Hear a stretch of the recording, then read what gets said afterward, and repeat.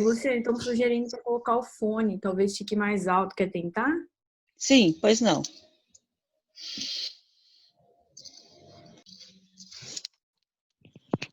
Bom dia a todos, né? Então vamos dar continuidade ao ciclo de palestras das geociências. Hoje é a sexta palestra, a sexta e última palestra, né? Hoje o tema é paleontologia, em foco, importância, conceitos e aplicações no ensino de alunos do ensino médio. A nossa palestrante é a professora doutora Luana Pereira Costa de Moraes Soares,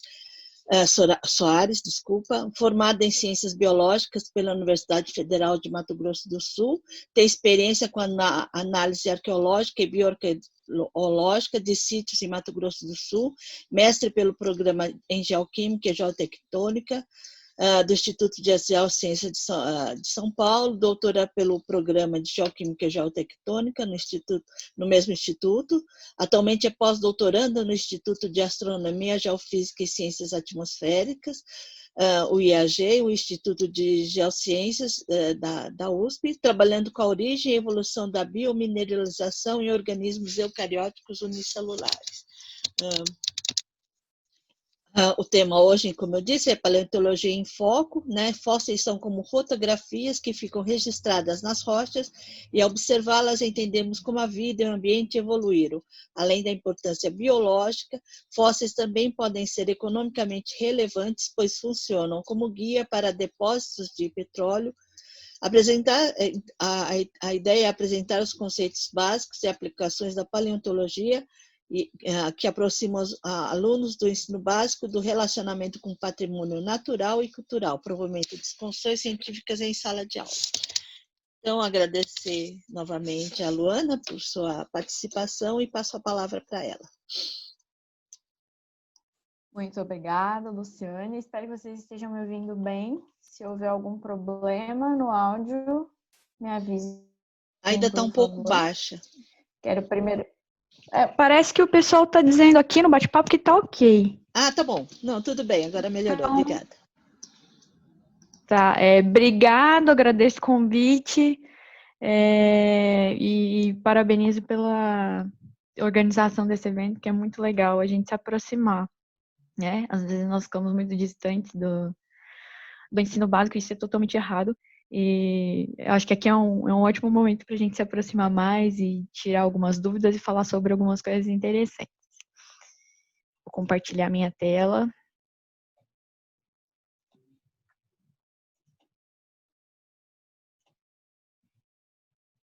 Desktop.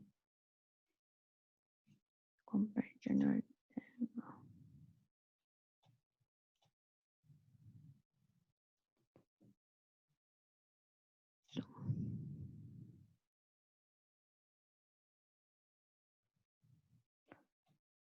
Luciane, talvez... Tá dando um problema aqui que tá pedindo para eu encerrar. Eu vou encerrar e entrar de novo, tudo bem? Sim, pois não. Só um momentinho. Uhum.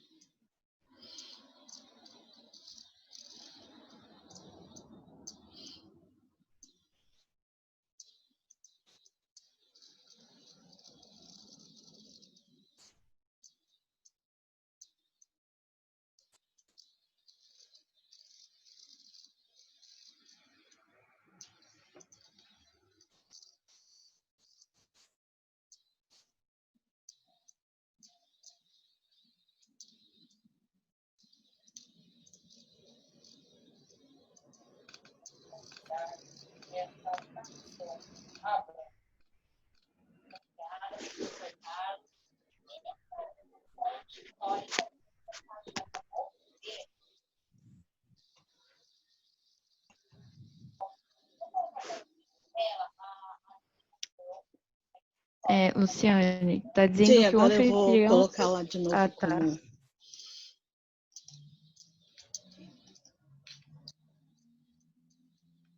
Acho que agora consegue compartilhar.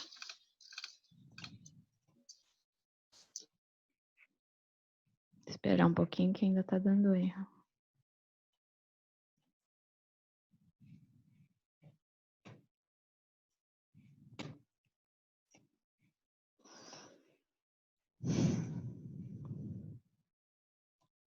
Vou falar com você de novo, peraí. Porque ainda tá dando erro aqui.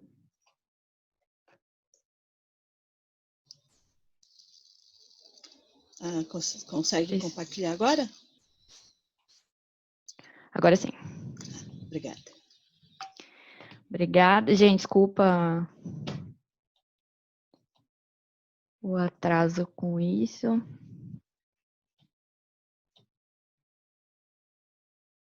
Conseguem ver? Sim. Tá. Eu vou pedir, por favor, para vocês fazerem as perguntas ao final, tá? Uhum. Vai ser mais fácil. Bom, a Luciane já apresentou, né, o título do trabalho. O objetivo da nossa discussão hoje é falar um pouquinho do que a gente pode fazer em sala de aula com alunos do ensino básico. Aqui tem o meu e-mail, caso vocês precisem tirar alguma dúvida em algum outro momento. Fiquem à vontade para me escrever. Eu dividi isso aqui num pequeno roteiro, certo? Onde a gente vai falar primeiro da importância, depois de quais conceitos devem estar claros na nossa mente, quais são as aplicações possíveis da paleontologia, como abordar esse tema com diferentes idades, apresentar alguns geossítios, que são os locais que a gente encontra fósseis, especialmente aqui no Brasil, e algumas conclusões. Primeiro, falando de importância, o patrimônio geológico e o paleontológico é considerado um patrimônio natural e cultural da União. Tanto é que no Brasil isso ainda é muito novo, mas no mundo inteiro, dentro de museus, os museus especialmente e as universidades são os locais onde esses fósseis, essas rochas podem ficar guardadas e podem ser expostas ao público. E isso começou na Constituição Federal de 1998 e os fósseis eles estão inseridos dentro dos artigos 20, 23, 24 e 226. O que é muito importante a gente ter noção do quão valioso é esse patrimônio natural cultural, porque isso nos coloca agentes participativos da geoconservação, né? Estados, municípios e Distrito Federal são responsáveis pela defesa do patrimônio natural e cultural. E se nós, como cidadãos, entendermos como nós podemos ser participantes disso, a gente pode defender, né, esse patrimônio para as futuras gerações. Afinal de contas, aquilo que a gente não conhece, a gente não preserva. Sobre tempo profundo, aqui a gente vai falar de alguns conceitos, tempo profundo é um deles. A gente sabe hoje que a Terra tem 4,6 bilhões de anos. Quando a gente fala em bilhões de anos, isso é um número que fica muito distante da nossa mente. A gente não consegue entender muito bem, às vezes, o que significa. E, então, se a gente pensar num Maracanã, onde a gente tem essa figura aqui do Maracanã, se a gente pensar que no Maracanã cabem 100 mil pessoas, pensar que a idade da Terra em número é 4,6 bilhões, a gente precisaria de 45 mil maracanãs para não caber tudo, né? Para não caber esse número todo. Isso para a gente ter noção de que o tempo, nesse contexto, o tempo é um conceito muito diferente na geologia e na paleontologia, porque a gente está falando de milhões de anos. Aqui a gente tem uma linha do tempo geológico com todos os éons, que são representados aqui em cima pelo Adiano, Arqueano, Proterozoico e Fanerozoico, pelas eras, né, que a gente conhece melhor. Aqui nessa parte laranjada, a gente vê tudo que pertence ao pré-cambriano ou criptozoico. Eu vou falar um pouquinho desse termo um pouco mais para frente. E aqui todas as eras dentro do Fanerozoico, que é onde a gente encontra o que a gente mais conhece, que é utilizado para os filmes, né, como Jurassic Park. E aqui, nesses balõezinhos vermelhos de explosão, a gente vai discutir um pouco sobre as extinções que aconteceram ali. Porque no tempo geológico, né, em 4,5 bi, grandes eventos de extinção aconteceram, especialmente depois no limite pré-cambriano, cambriano ou fanerozoico, né? E é dentro desse momento que a gente encontra todas as grandes extinções. Quero ressaltar aqui que o pré-cambriano, ele abarca, embora ele a gente não encontre muitos fósseis nessa faixa de idade, ele abarca 85% do tempo total de idade da Terra, enquanto o fanerozoico só tem 15%. E aqui a gente encontra bastante coisa.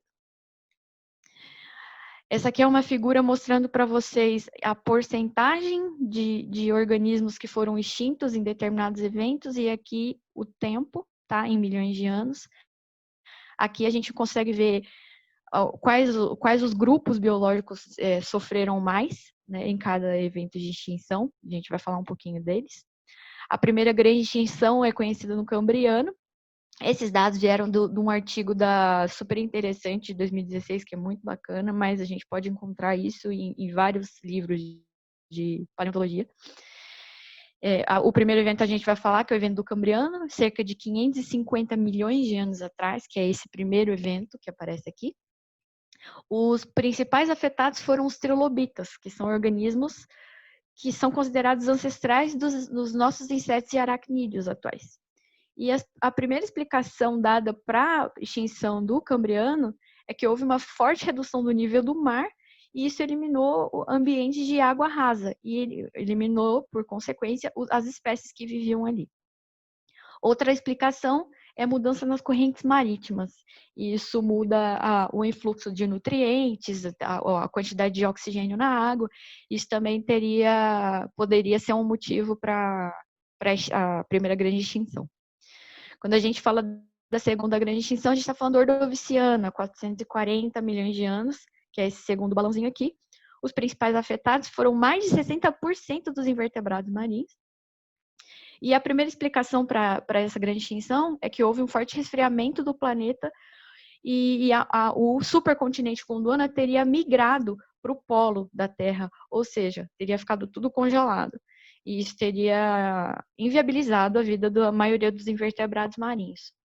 A segunda explicação também tem a ver com a mudança do supercontinente Gondwana, que é o gelo que teria se formado nos continentes, teria diminuído o nível do mar, muito parecido com o que aconteceu antes, e as espécies daqueles ambientes teriam sido extintas.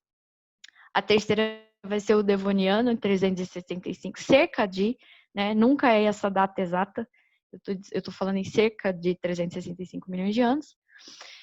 Os principais afetados foram os peixes. E a primeira explicação para esse evento é um aquecimento global, que foi seguido de uma glaciação e diminuição de oxigênio nos oceanos. E a segunda explicação é o impacto de asteroides. Vocês devem lembrar, né, que os impactos de asteroides geralmente são as causas das extinções que a gente mais conhece. E as que a gente não conhece também. Quem não trabalha com paleontologia não está acostumado a pensar nas grandes extinções, fora a extinção dos dinossauros, né? E aqui também poderia ter sido o impacto de um asteroide. A quarta grande extinção teria acontecido no Permiano, cerca de 145 milhões de anos atrás. Os principais afetados foram os répteis, e a primeira explicação seria um derramamento de lava. A segunda explicação também seria o impacto de um asteroide na Terra com mais de 6 quilômetros. A quinta extinção seria do Cretáceo, 65 milhões. É essa que está aqui, no Mesozoico. Os principais afetados, sim, foram os dinossauros. E a explicação que predomina é o impacto de um asteroide com mais de 10 quilômetros de diâmetro e atividade vulcânica, né? Que uma coisa tem muito a ver com a outra. Quando um asteroide cai, ele causa várias reações no local onde ele caiu. Atividade vulcânica seria uma delas. Aí vocês podem me perguntar também como a gente sabe, né, que foi um asteroide que caiu. Existe uma marca disso na Terra? E sim, existem marcas. A gente sempre acredita e defende algumas coisas na paleontologia e na geologia com base em algumas evidências que a gente encontra no mundo todo. Então, esse asteroide, ele formou uma cratera gigantesca. A gente pode ver essa cratera no México. Se vocês digitarem no Google Earth, por exemplo, ou se vocês colocarem México ali, vocês vão ver que existe uma cratera de dezenas de quilômetros.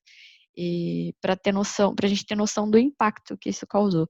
E quando esse asteroide atingiu a Terra, ele liberou alguns elementos que só são encontrados em asteroides.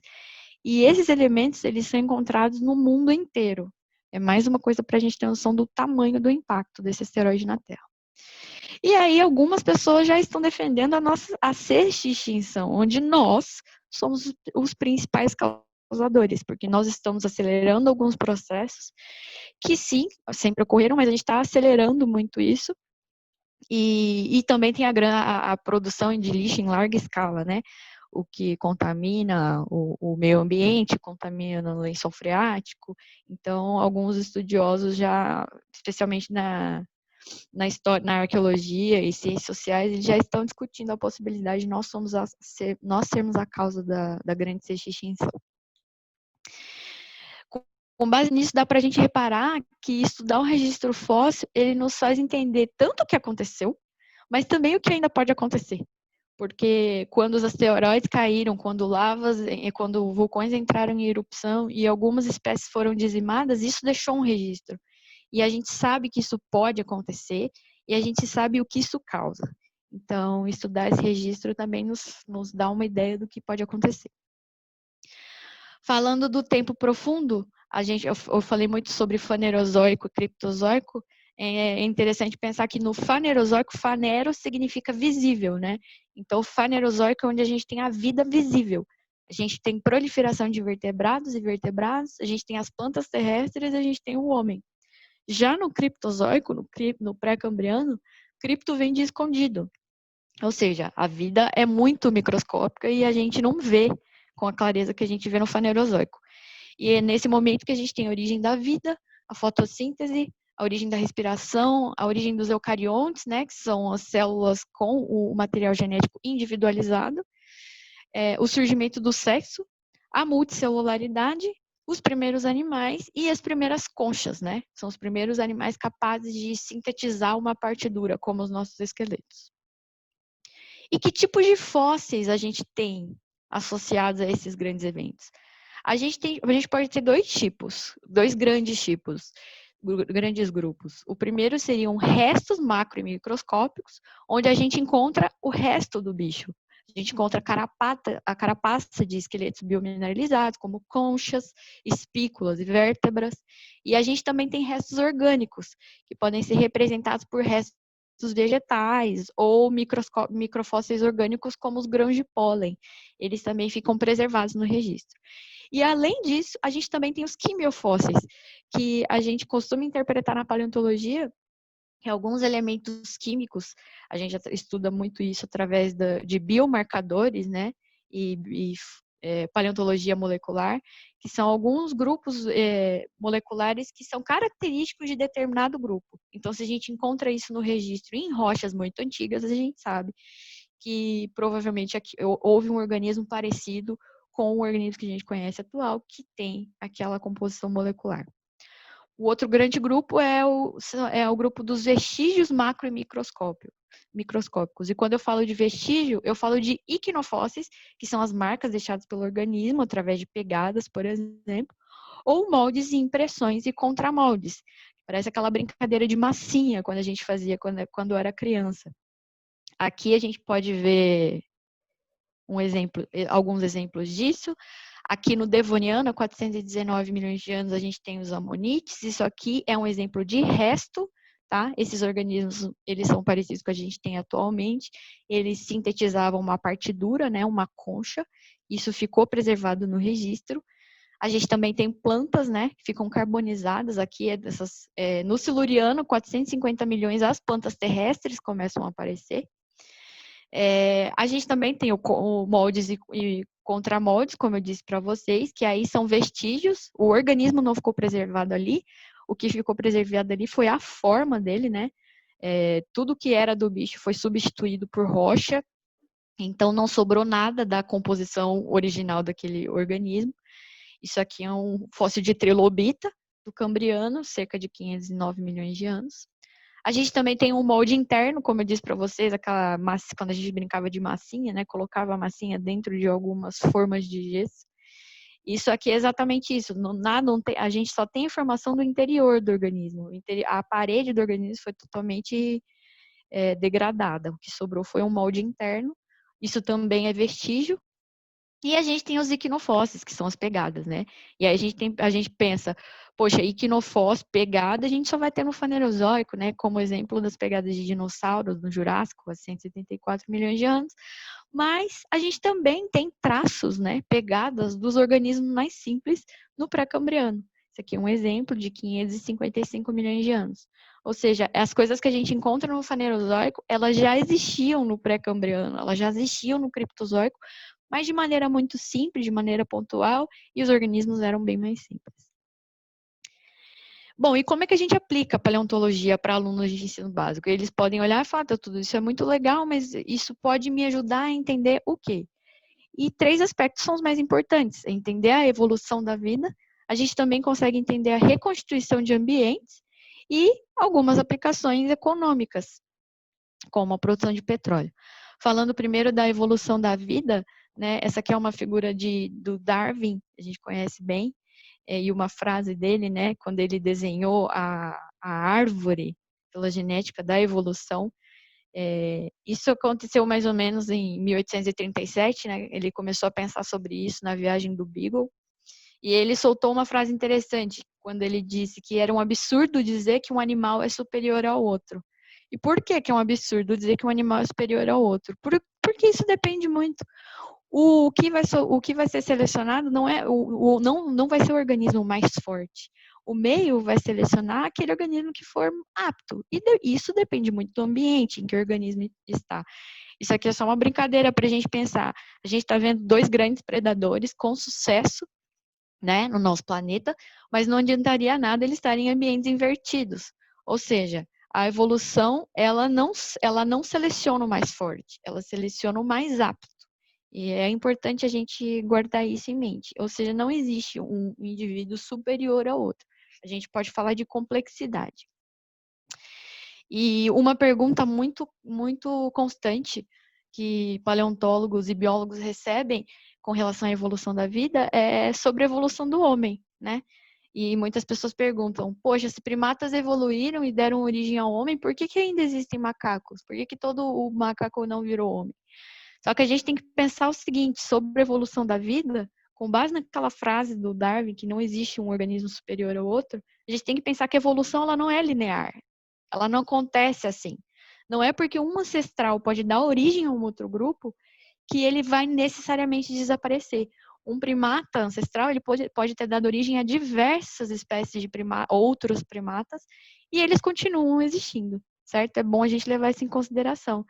Que a árvore da vida, a evolução, ela não é linear. Essa árvore aqui mostra exatamente o que a gente acredita, né? A gente acredita que existe um ancestral comum e que ele dá origem a uma árvore de grupos distintos, diferentes. É claro que a gente não conhece esse ancestral comum, existem várias teorias sobre isso, mas a gente pensa nessa possibilidade, a gente defende essa possibilidade. Aqui estão só alguns eventos chaves, certo? Para a gente pensar no que mais de importante aconteceu. Então, hoje, com base nos estudos que a gente tem até hoje, a gente pode dizer que a origem da vida, com base nos procariontes, que são células que não têm uma membrana separando material genético, a gente tem a idade de mais de 3,5 bilhões de anos, com base no registro fóssil. O oxigênio livre na atmosfera, a gente começou a ver uma atmosfera mais oxigenada há 2 bilhões de anos. A sexualidade, pluricelularidade, ela aparece no registro fóssil em 1.2. Os primeiros animais aparecem entre 600 e 570 milhões de anos. Antes disso, a gente estava falando de bilhões de anos. As primeiras conchas aparecem em 550 milhões de anos. E aí, só para a gente ter noção aqui, fora do verde, o que está em branco já está no Fanerozoico. As primeiras plantas terrestres aparecem em 450 milhões de anos. E o homem apenas há 4 milhões de anos, certo? Então, a paleontologia nos ensina muito sobre como a vida evoluiu. E também nos auxilia na reconstituição de ambientes. Existem rochas chamadas estromatólitos, que são bioconstruções feitas por cianobactérias, em geral, cianobactérias, e eles crescem em ambientes específicos, ambientes claros, com muita luminosidade, e a forma deles vai determinar exatamente o nível de água. Se a gente encontra estromatólitos muito próximos à base, né, a gente vê que o nível da água não estava tão alto. Mas, especialmente no pré-cambriano, os estromatólitos podem chegar a colunas de mais de 4 metros. E isso mostra para a gente que houve uma mudança ambiental ali. O nível da água subiu. E isso certamente pode ter a ver, inclusive, com as grandes glaciações, né, que tiram a água dos oceanos, diminuem o nível de água nos oceanos e isso pode aumentar ou diminuir, complexificar ou simplificar o formato dos estromatólitos, certo? Então, são rochas que nos informam sobre a reconstituição de ambientes. E a gente também tem o registro fóssil deles. Isso aqui são possíveis cianobactérias encontradas em estromatólitos fossilizados há 3,5 bilhões de anos atrás, certo? E aqui a gente tem análogos modernos, são estromatólitos atuais. A gente então encontra na Lagoa Salgada, no Rio de Janeiro, e a gente também encontra nas Bahamas. Falando de economia agora, onde os fósseis podem ser aplicados? Olha, produção de petróleo, gás natural e carvão mineral tem muito a ver com o registro fóssil que a gente tem no nosso planeta. O petróleo está destacado aqui em azul, o gás natural está destacado aqui em vermelho e o carvão mineral aqui em roxo, certo? Nessas porcentagens aqui. E como é que isso se forma? Bom, a primeira fase que acontece é quando os organismos eles vivem ali nos oceanos, eles são depositados no fundo depois que morrem, começam a ser soterrados, né? O sedimento começa a cair sobre aqueles organismos, e com o aumento de pressão e temperatura ao longo do tempo, de milhões e milhões de anos, os fósseis, eles formam hidrocarbonetos. Eles ficam migrando ali na rocha e eles ficam retidos. E, no fim, o petróleo e o gás natural, eles se acumulam e ficam retidos aqui. E é isso que a Petrobras faz.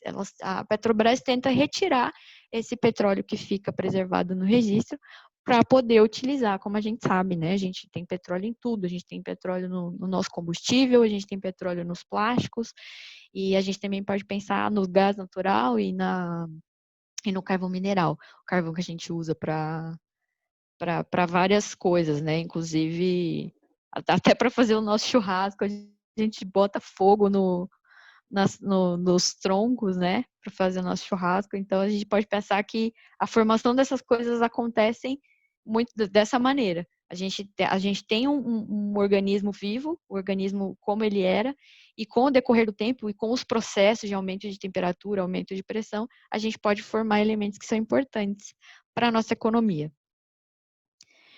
Legal, mas depois de tudo isso, como é que a gente aborda isso em diferentes idades, né? Dá para ter uma noção de que paleontologia é um tema que pode ser abordado tanto no ensino superior quanto no ensino médio e ensino básico.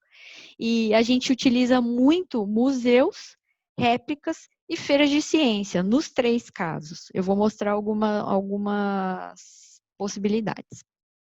Eu vou sair daqui. Eu vou precisar visitar alguns sites com vocês. Isso aqui é um site do governo, certo? Que tem um guia dos museus. Vou entrar aqui com vocês. Aqui é o site, eu vou entrar nesse site para visitar com vocês. Aqui está o guia dos museus brasileiros. É muito legal porque a maioria deles a gente não conhece. E é importante ressaltar que a gente tem 3.118 museus atualmente, 23 são virtuais e algumas regiões concentram o número de museus. 1.150 no Sudeste, 874 no Sul e 709 no Nordeste. A gente pode entrar aqui e ver que tem vários locais onde a gente pode entrar e para conhecer os museus. E por que eu estou falando de museus? Porque os fósseis, em geral, estão guardados dentro de museus ou dentro de universidades. Um exemplo aqui é o guia do Museu do Mato Grosso do Sul. Entrei no Mato Grosso do Sul, foi onde eu me formei, gosto muito de lá. Mas como vocês puderam ver, existem guias de todos os outros locais, certo? Então, é só entrar aqui nesse site do Instituto Brasileiro de Museus, o IBRAM, que vocês conseguem ter acesso a esses PDFs e conseguem, inclusive, salvar. E para poder utilizar em sala de aula, certo? Aí a gente pensa, tá, e só no Brasil? Não, a gente tem um dos maiores museus, vários, né? Vários grandes museus do mundo todo, a gente também consegue visitar, inclusive, via internet. Estou entrando aqui no site do Smithsonian com vocês, certo? O Museu de História Natural do Smithsonian. E aqui a gente consegue acessar tudo que o museu tem, inclusive os fósseis. Então, pode fazer um passeio virtual aqui, a gente pode mostrar isso para os alunos, falar sobre a evolução da vida, falar sobre como isso aconteceu, o que a gente tem de registro. E aqui eu não vou me ater muito ao passeio, só para mostrar para vocês que é uma coisa possível de se fazer em sala de aula. Os alunos podem visitar museus incríveis e entender o quão importante isso é, né, para nós como cidadãos no mundo. Outra coisa que a gente faz é utilizar réplicas. Aqui é o site do Museu de Geociências da Universidade de São Paulo. Vou entrar no site com vocês.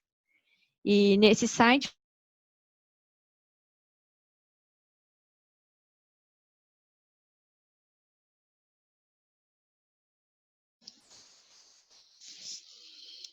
Luana, acho que o seu áudio e vídeo travaram.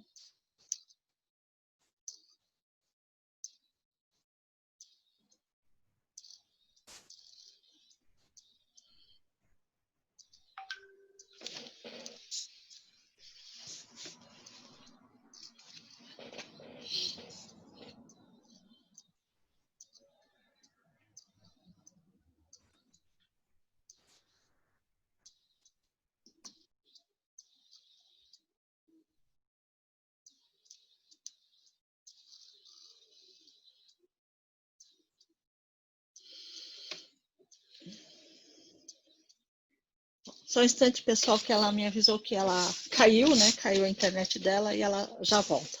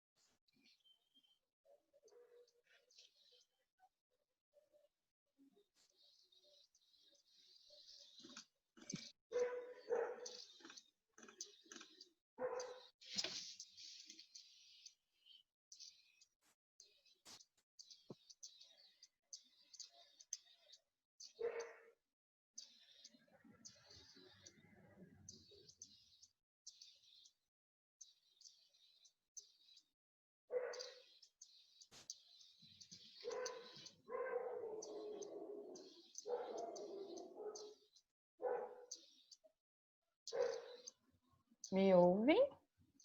Sim. Tá, só preciso... Desculpa, gente, caiu. Não, tudo bem, eu já vou colocá-la. Tá bom. Prontinho.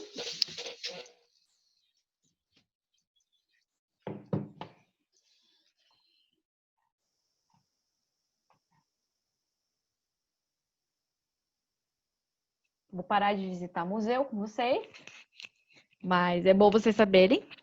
Tá todo mundo conseguindo ver? Sim. Tá bom. Então é isso, tá? Na oficina de réplica, se vocês entrarem nesse site, vocês conseguem ver quais são as réplicas que podem ser feitas ali no Museu de Geociências, na oficina de réplicas. E além disso, gente, que isso custa, né? Isso tem algum valor agregado, são trabalhos belíssimos que a gente encontra ali na oficina de réplicas da USP. Mas a gente também pode se virar utilizando os vídeos do YouTube. Existem diversos vídeos no YouTube ensinando como é que a gente consegue fazer esses fósseis, certo? Então, é mais um local que pode ajudar a gente em sala de aula. Além disso, isso aqui eu quis mostrar uma feira de ciências que o Instituto de Geociências promoveu. E nesse evento, a gente conseguiu fazer várias maquetes de como recuperar os fósseis, né? Como se fosse um campo de um paleontólogo mesmo. e a gente também colocou alguns microfósseis nas lupas e microscópios. As crianças adoraram, isso aproximou, elas começaram a ver o quão pequeno pode ser grande e interessante, né? Utilizando as lupas e os microscópios, foi muito bacana.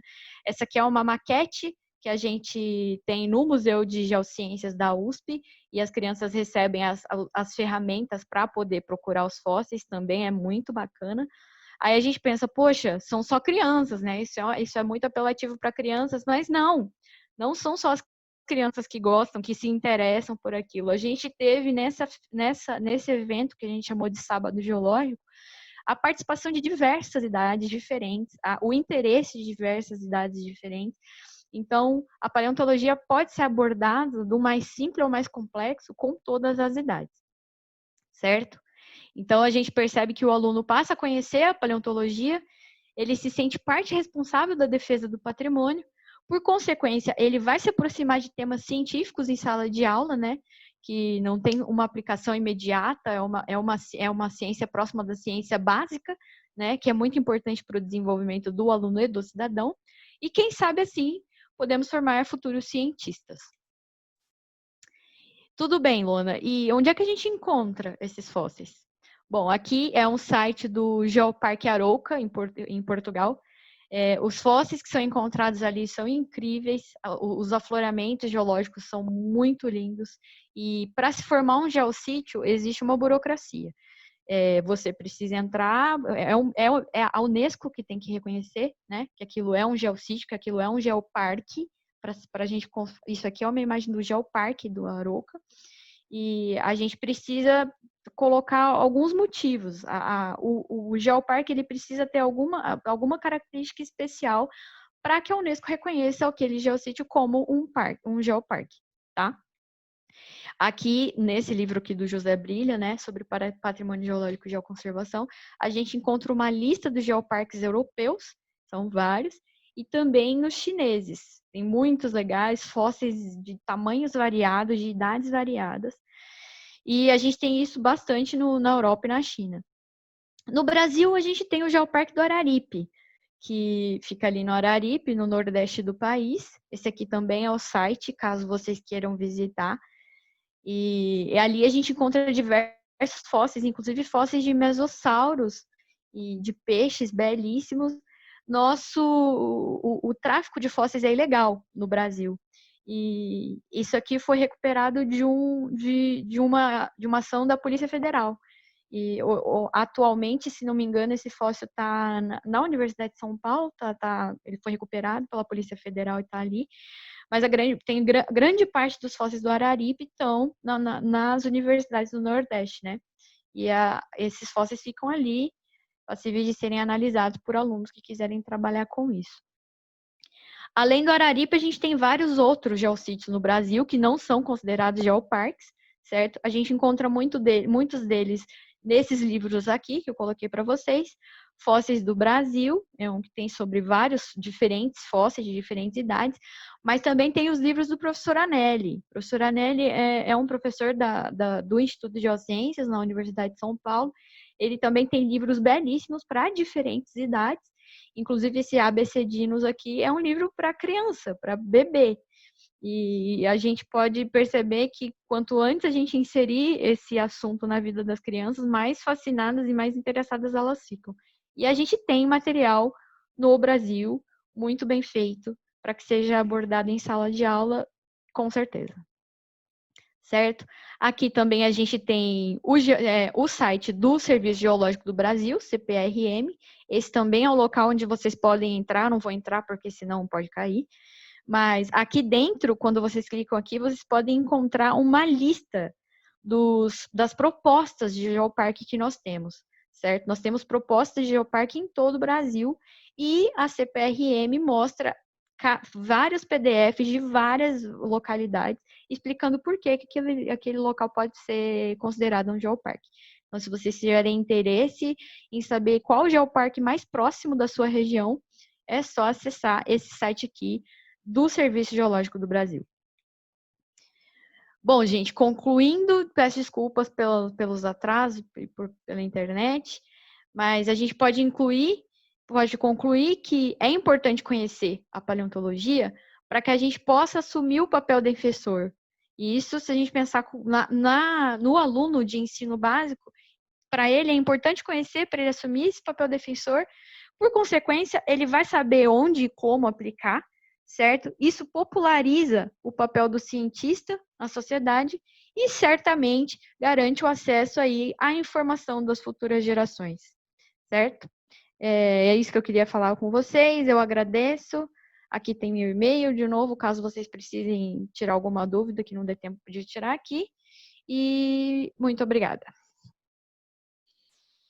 Bom, agradecer, né, a professora Luana por toda essa grande explanação, né? Foi ótimo a gente ouvir.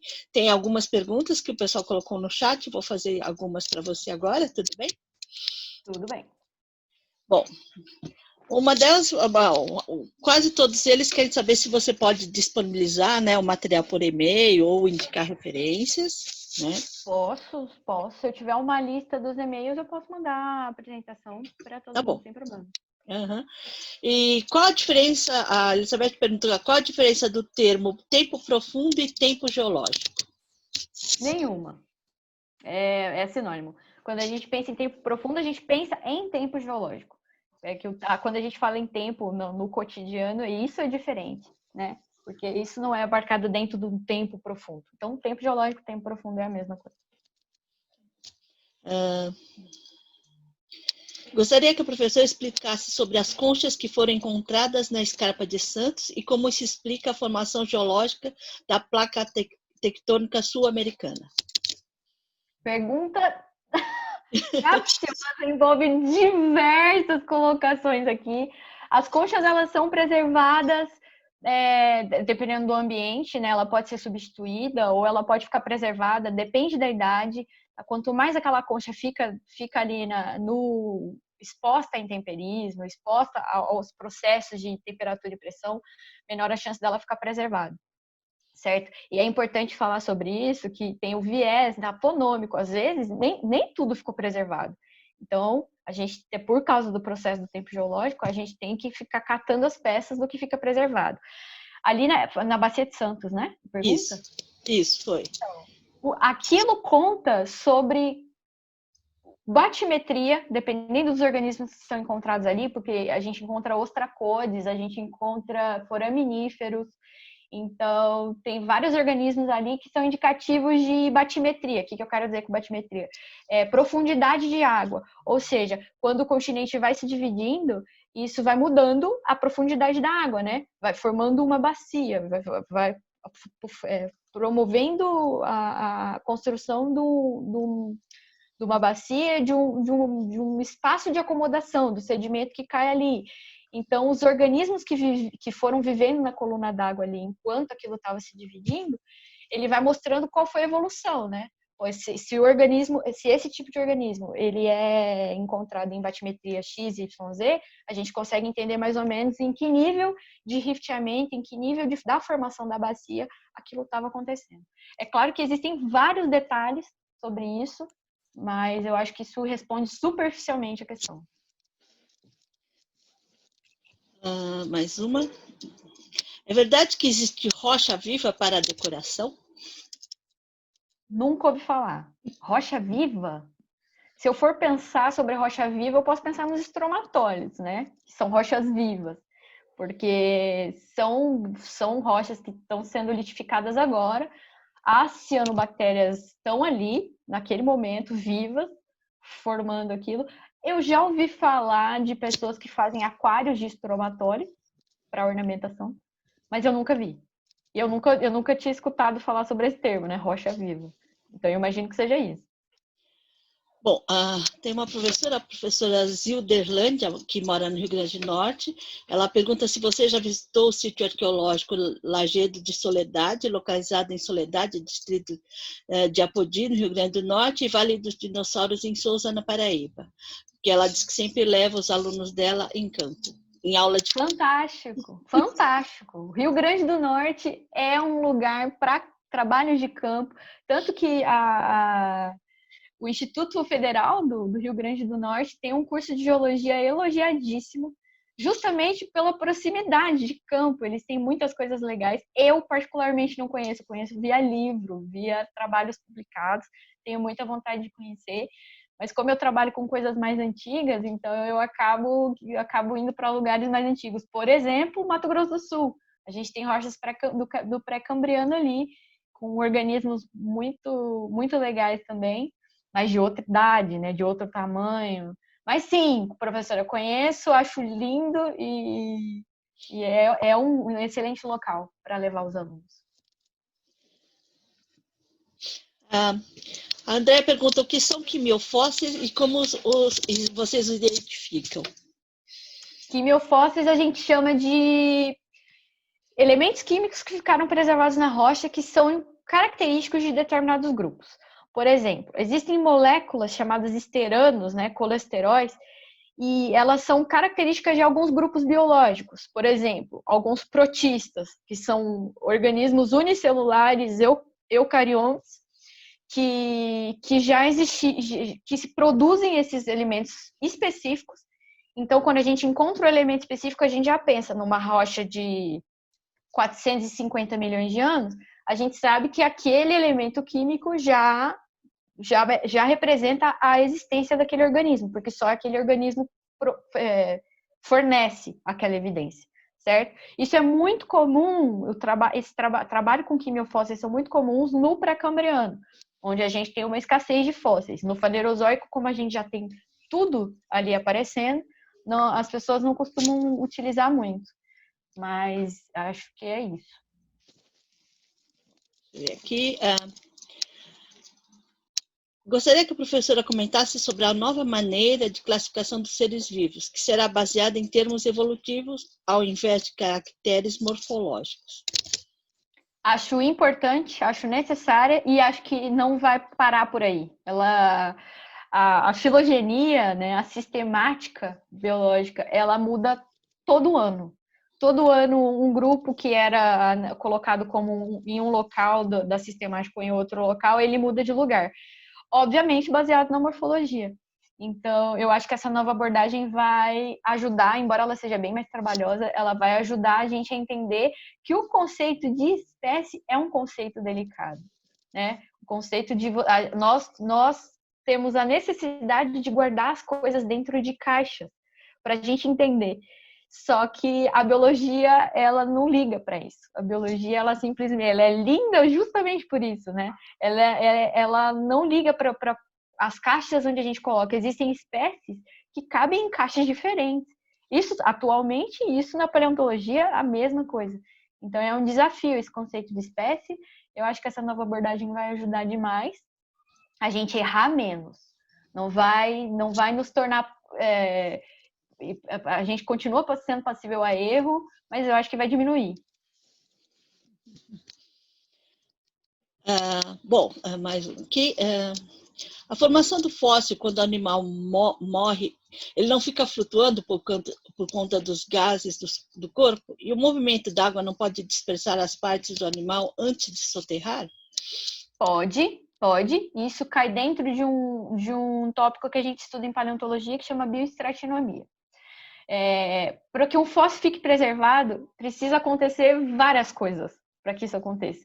Ele precisa ser depositado rapidamente, ele precisa ser soterrado rapidamente, ele precisa de um ambiente mais pobre em oxigênio, né? Porque se tiver oxigênio demais, aquilo os gases vão se formados e os organismos vão ser destruídos, né? No processo, e aquilo não vai virar um fóssil. Então, quando a gente fala de fóssil, a gente fala não só do organismo, mas a gente fala do processo o processo completo que levou aquele organismo a ficar preservado. Então, não é qualquer organismo que fica preservado, e é justamente por esse motivo que nem tudo fica preservado no registro.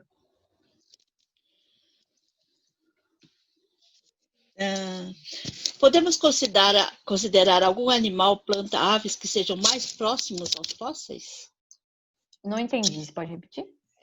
Existe algum animal, provavelmente de hoje, né, que seja mais próximo dos fósseis? Existe. Não é animal. Mas, puxando a sardinha para o meu lado, eu estudo organismos, são amebas que crescem, elas vivem dentro de umas casquinhas. Essas casquinhas, elas têm formato de garrafa, formato de copo, formato de ânfora, coisa mais linda do mundo. São organismos unicelulares. E na paleontologia, a gente usa análogo moderno para tentar entender quem é aquele organismo, sem informação genética. Ou seja, pode ser que aquele organismo super parecido com esse aqui atual nem seja a mesma espécie, sejam só morfologicamente parecidos, certo? Mas se a gente estiver falando só de morfologia, existem as tecamebas. A gente encontra as tecamebas no registro de 740 milhões de anos, que são exatamente iguais às que a gente encontra hoje. A diferença é que no pré-cambriano a gente encontrava esses organismos em ambiente marinho. E hoje em dia eles vivem nos continentes, vivem em lodo, perto em ambiente úmido, não necessariamente colunas de água. Mais um. Como funciona a datação de fósseis a partir do carbono? Poderia explicar o processo? Sim, não dá para fazer em todo tipo de fóssil, só dá para fazer em fósseis mais recentes, onde aquilo ficou preservado. Quanto mais antigo é o fóssil, menos dá para usar o carbono 14.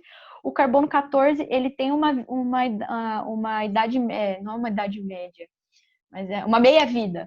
Ele tem uma meia-vida curta. Então, para a gente entender quantas meia-vidas se passaram, a gente precisa que o fóssil seja atual, porque senão vai chegar um momento onde aquilo não ficou mais preservado no registro, certo? Então, é a meia-vida. A gente vê a meia-vida do carbono, quantas vezes a meia-vida do carbono foi reduzida, né?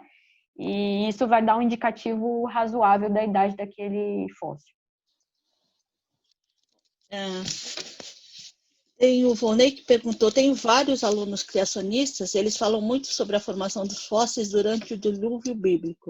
Como abordar esse assunto sem desrespeitar a religião dos alunos? Eu acredito que nós, como cientistas, a gente não quer convencer, né? A gente fala do que a ciência fala sobre aquilo. Eu fui criada dentro da Igreja Batista e eu sempre fui muito questionadora, essas coisas sempre fizeram parte do meu questionamento desde muito cedo. E eu nunca me senti desrespeitada nem desrespeitando alguém. Mas isso é muito pessoal. Não existe uma receita para isso. O que a gente pode fazer como professor, como cientista, é dizer o que a ciência tem a dizer sobre aquilo.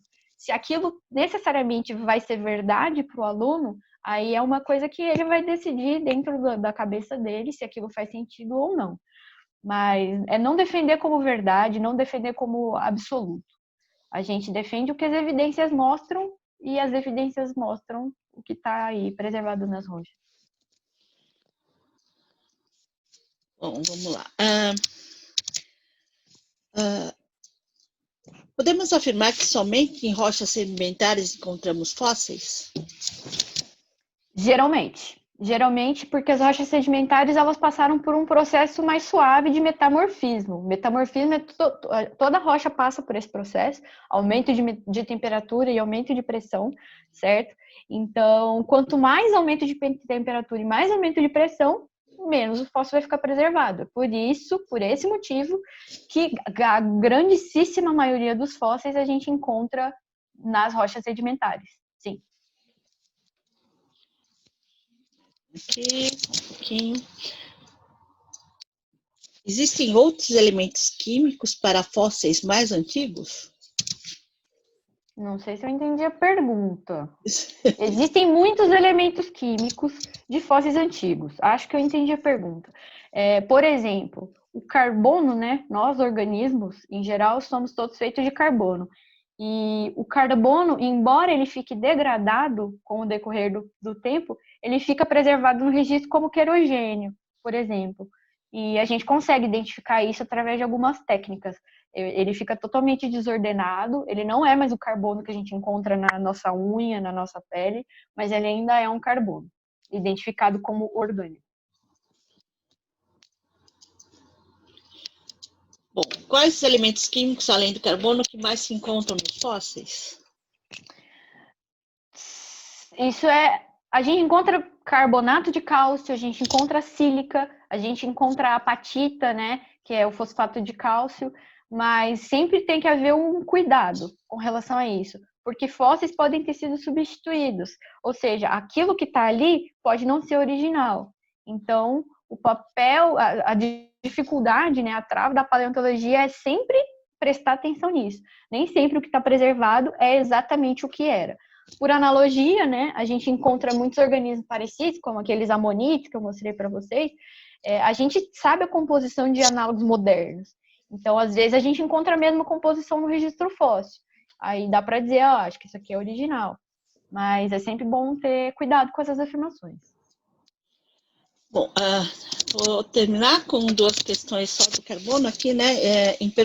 Em fósseis bem antigos, faz qual datação, já que o carbono 1 precisa ser atual? E outra, as datações por carbono 14 mostraram acertos em períodos curtos e erros absurdos em períodos longos. Castelos na Europa com alguns séculos de existência, o carbono 14 datou como sendo de milhares de anos. É amplamente conhecido esse erro do carbono 14 nas áreas em que ele é aplicado? É amplamente conhecido. O carbono 14 é usado hoje em dia para quem trabalha com arqueologia. Quem trabalha com arqueologia usa muito carbono 14 por causa da bioarqueologia, né? São sepultamentos humanos antigos. Então, é reconhecido o erro e o que tenta fazer é melhorar o tipo de análise, melhorar o tipo de equipamento para que o erro diminua. O erro existe e ele sempre tem que estar claro. A idade é X, com erro de mais ou menos milhões de anos. Mas o carbono 14 ele tem tido sucesso nos trabalhos que eu tenho visto, tá? Para as coisas mais recentes. E sempre ele deu tão certo que é uma técnica que ainda continua sendo utilizada, embora existam novas técnicas, né, para datar determinados fósseis. E com relação à datação de coisas mais antigas, a gente não data o fóssil, né? A gente data a rocha.